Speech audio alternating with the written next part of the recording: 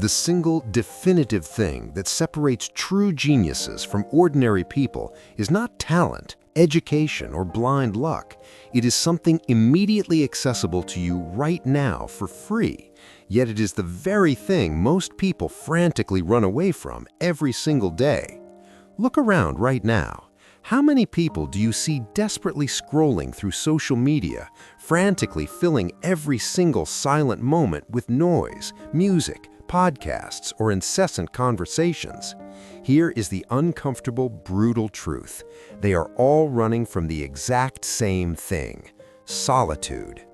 But what if I told you that this thing everyone instinctively avoids is actually the secret weapon utilized by every single great mind throughout history, and that the very discomfort you feel is the exact catalyst required to unlock your greatest, most authentic potential? Today, we are diving deep into the mind of Arthur Schopenhauer, the 19th century German philosopher who fundamentally cracked the code on why solitude isn't merely beneficial, it is absolutely essential for achieving greatness. By the end of this journey, you will profoundly understand why the smartest, most influential people in the world actively choose to be alone. Although Arthur Schopenhauer is not a figure central to the history of Japan or Eastern culture, the timeless wisdom contained in his writings about the mind is universally valuable and will be shared here.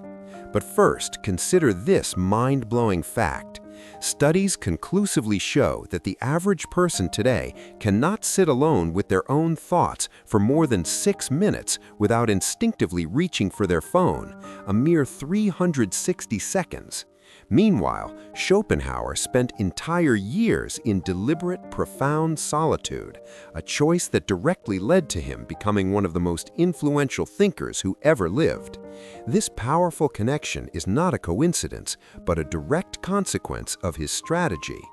Arthur Schopenhauer was not born into solitude. He was born into significant wealth and privilege in 1788. His influential father desperately wanted him to follow the traditional path, become a merchant, travel the world, meet important people, and build crucial connections, the exact same parental advice given to children today. Young Arthur attempted to follow this social route. He attended parties, tried desperately to fit in, and attempted to forge those important relationships everyone talks about. And the outcome? He was utterly miserable. Then a profound realization struck. He made a deliberate, life-altering choice that would permanently change the course of Western philosophy. He chose solitude. Not depression, not giving up on life, but structured, intentional, productive solitude. And that is precisely when his genius emerged.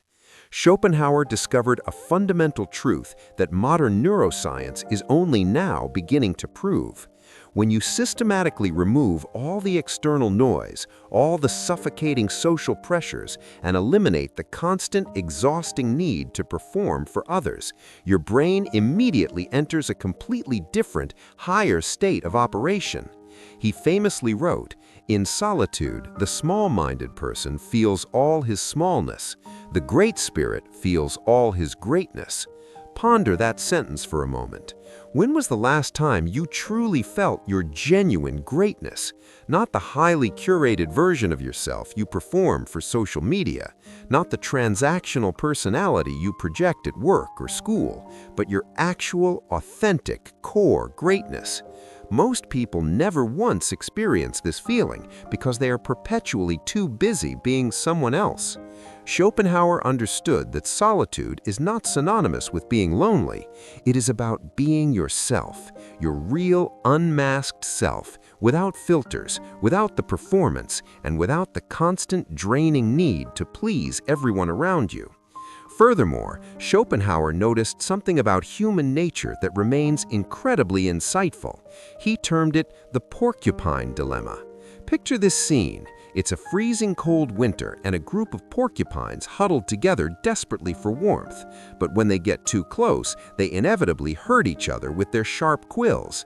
So they move apart, but then they immediately get cold again, prompting them to move closer, and the painful cycle relentlessly repeats itself. Does this sound like any relationship you know? This is the exact pattern of most people. They desperately crave connection, but the closer they get to others, the more they are forced to compromise their true selves. They begin changing their deepest opinions, modifying their core dreams, and fundamentally altering their entire personality simply to fit into the group. Schopenhauer observed this painful dance and declared, "Not me." He chose to actively step away from the porcupine dance entirely. Here is the astonishing paradox. The more time he spent alone, the more immensely valuable his original ideas became to the world. His seminal work, The World as Will and Representation, is still rigorously studied in universities today, almost 2 centuries later. Why? Because when you're not constantly adjusting yourself to fit the shallow expectations of others, you can finally completely access your original thoughts, your authentic, unfiltered insights, and your true, innate genius. Modern research provides complete scientific validation. Neuroscientists have discovered that our brains possess a functional unit called the default mode network, or DMN. This network literally activates when we are not focusing on external tasks or engaging in social interactions. And guess what the primary function of this network is? It is responsible for creativity, self-reflection, complex problem-solving, and what researchers term insight moments, those sudden, powerful breakthroughs that seem to arrive out of nowhere. The profound kicker is that this crucial network only fully activates when you are alone and not distracted. No wonder Schopenhauer became a genius. He was essentially providing his brain with the perfect, optimized conditions to operate at its absolute maximum capacity. But this principle extends far beyond mere intellectualism. A recent groundbreaking study by Harvard University researchers focused on solitude and creativity. They assigned creative problem-solving tasks to 2 groups. One worked in teams, collaborating and bouncing ideas around. The other worked in complete solitude. The results were definitive. The solitude group produced more original, innovative solutions. What truly astonished the researchers was that when participants were interviewed afterward, the individuals who worked alone reported feeling significantly more confident in their own ideas and far more satisfied with their final work. As one neuroscientist with over 20 years of experience studying the brain summarized, solitude doesn't just improve creativity, it fundamentally improves your relationship with your own mind. When you are constantly seeking external validation, you never develop the necessary skill of trusting your own judgment. And that's exactly the profound discovery Schopenhauer made about himself. The more time he spent alone, the more he trusted his own insights. He stopped needing approval from the external world because he had developed something far more valuable: self-approval. Think about the most successful people you know. Jeff Bezos, Steve Jobs, Einstein, Tesla. What do they all share? They made monumental decisions that went directly against popular opinion. They trusted their own judgment over the crowd's fleeting consensus. How do you cultivate that level of absolute self-trust, that ability to value your own opinion above everyone else's? Schopenhauer found the answer, and what he realized next radically changes the definition of success. This is where Schopenhauer's philosophy becomes truly powerful and essential for modern life. He realized that the vast majority of people are living their entire lives as performers in someone else's play. Think about your typical day. How much of what you do is genuinely for yourself, and how much is a performance for others? The clothes you wear, the things you say, even the aspirational goals you pursue. How many of these choices are truly your own? Schopenhauer spent years immersed in what he termed productive solitude, and during this time he made a shocking discovery about the duality of human nature. He found that we operate with 2 selves: the social self, the adaptable, pleasing, performing version tailored for others, and the authentic self, your true thoughts, deepest desires, and untapped capabilities that only emerge in solitude. The brutal truth is that most people never truly meet their authentic self. They are so busy being who others want them to be that they never discover who they actually are. But when Schopenhauer bravely embraced solitude, his authentic self emerged, and this version was exponentially more powerful than his social self had ever been, enabling him to write philosophy that influenced everyone from Nietzsche to Freud. However, there is a crucial caveat about solitude. It is not just about being physically alone. You can be surrounded by people and still achieve a state of profound solitude if you completely stop performing for them. The key is what Schopenhauer called inner independence. This is the state where your sense of worth, your confidence, and your entire decision-making process become completely internal. You stop asking, "What will others think?" and start asking, "What do I actually think?" You stop seeking validation from the crowd and start trusting your own solitary judgment. You stop being afraid of being different and start being afraid of being fake. This is the moment greatness becomes possible, because greatness isn't about doing what everyone else is doing better.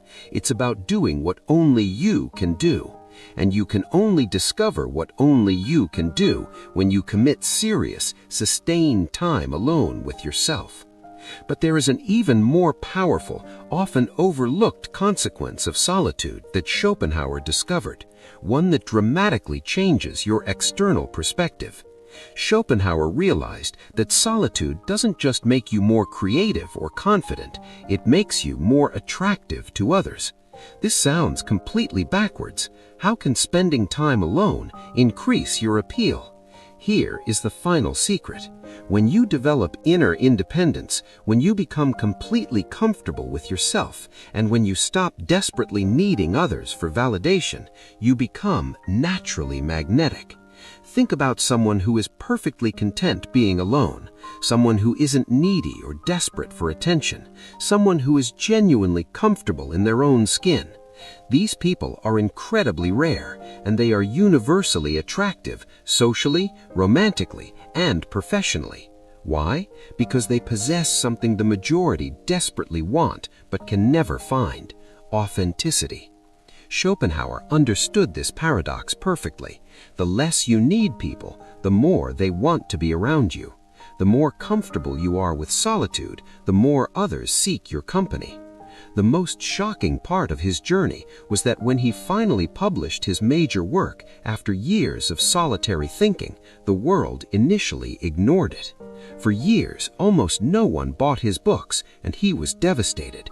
Yet he did not give up or change his ideas to become popular. He doubled down on solitude. He kept developing his authentic thoughts, trusting his own judgment over the crowd's opinion, and eventually the world caught up to him. This is the ultimate power of solitude. It makes you timeless instead of trendy. So, the essential question you must ask yourself is, are you living for external applause or internal authenticity? Are you running from solitude because you're afraid of what you might discover about yourself? Or are you brave enough to finally meet the person you really are? Schopenhauer spent his life proving that the greatest achievements don't come from fitting in, they come from standing out. And you cannot stand out if you first stand alone.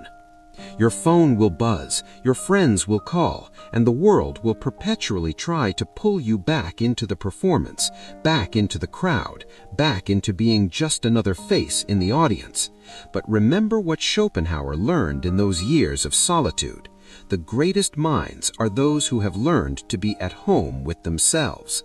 The question isn't whether you can afford to spend time in solitude.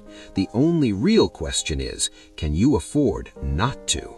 Your authentic self is waiting, your greatest ideas are waiting, and your true potential is waiting.